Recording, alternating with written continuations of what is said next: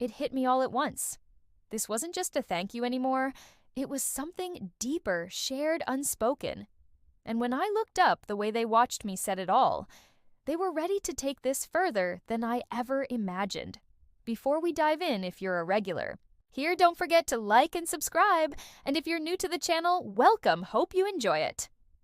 Let's begin. The dishes were still on the table, but none of us had moved for a while.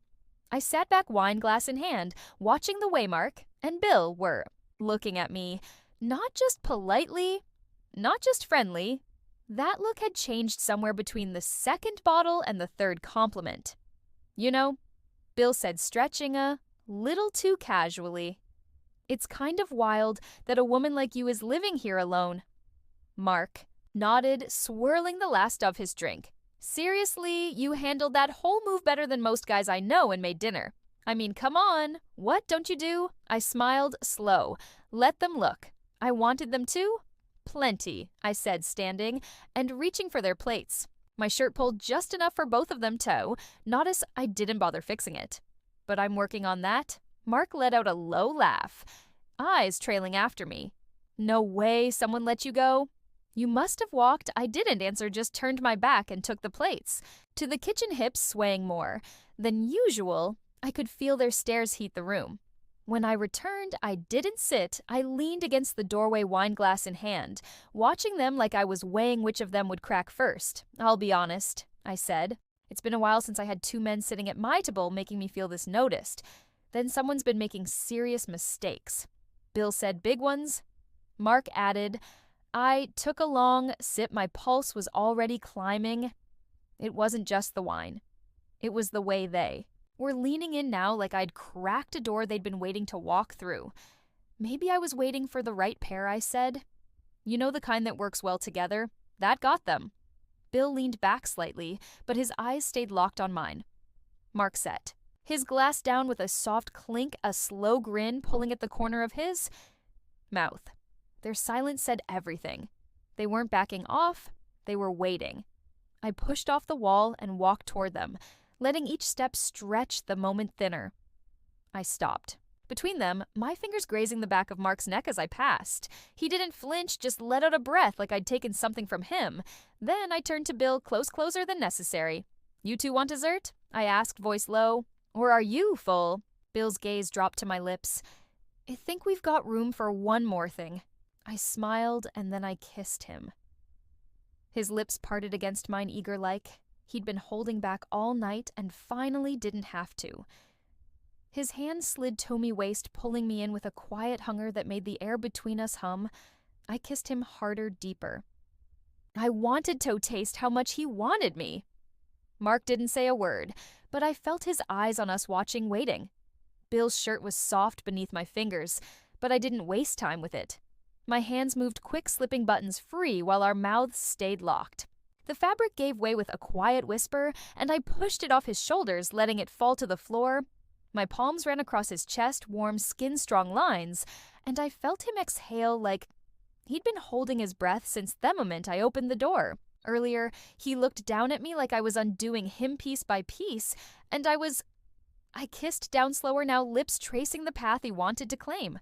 My hands moved lower, as I went tugging and teasing until there was nothing left between us. He stood still, jaw, tight eyes following every motion like he couldn't believe. This was happening. I knelt in front of him, letting my lips continue what my hand had already started.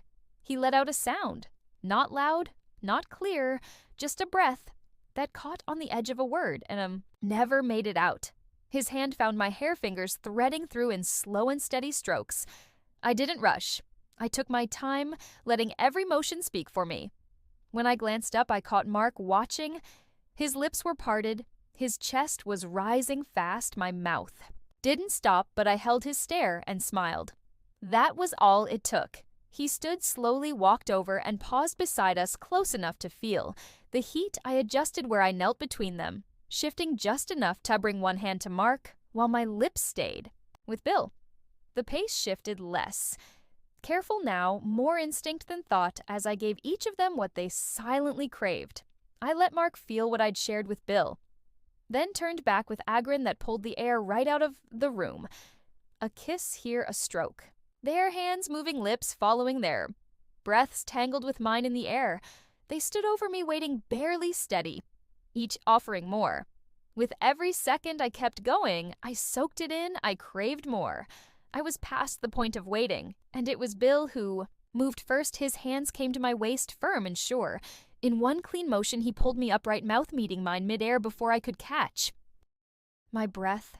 He swept me into his arms like I weighed nothing, like I was already his to carry. He didn't say a word, just turned toward the couch and started walking. Bill sat down hard, pulling me with him like he couldn't bear to let go. His hands stayed on my waist, fingers twitching slightly against my skin as I hovered above him, still caught in the pulse of what we just started behind me. I heard Mark move slow, deliberate. He didn't speak, but the sound of his steps was all I needed. Then I felt him. High hands touched my hips first, warm and certain. He guided me forward, and I followed without hesitation, resting my palms against Bill's arms, braced where they held me steady. My body folded into him as his hands steadied me, one sliding up, my back the other. Anchoring low, Mark's breath found me first low and close, and then his mouth followed lips, drawing a path down my spine, leaving heat wherever they passed. He didn't rush. He teased, but I was already arching, already pressing back into him, my knee burning. Too bright to stay still.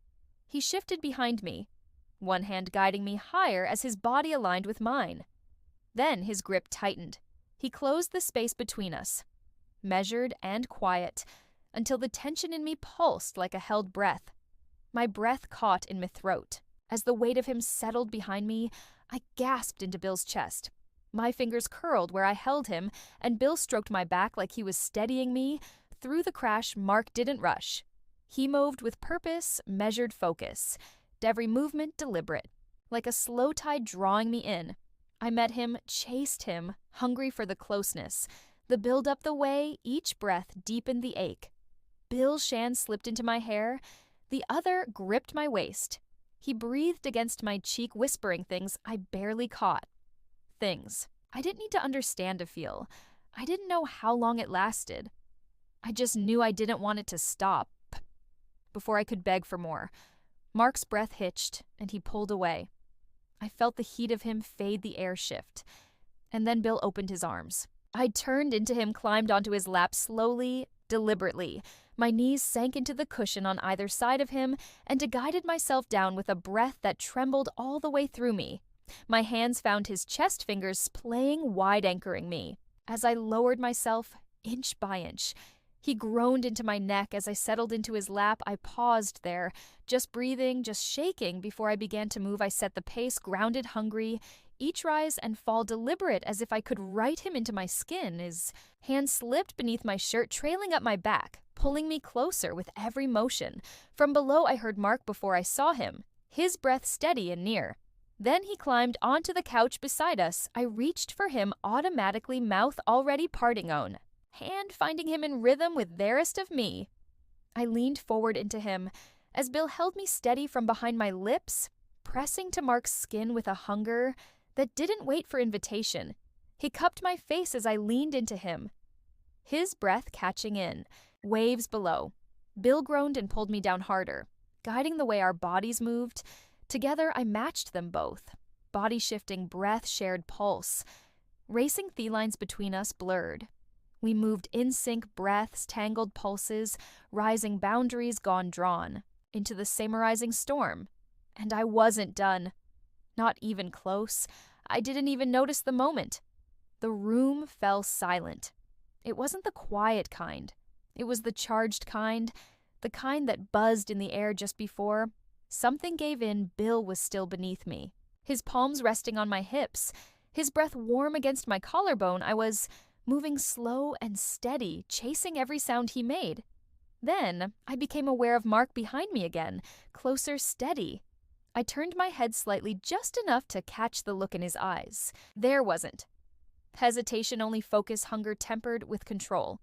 Bill looked up at me at the same time. I caught it.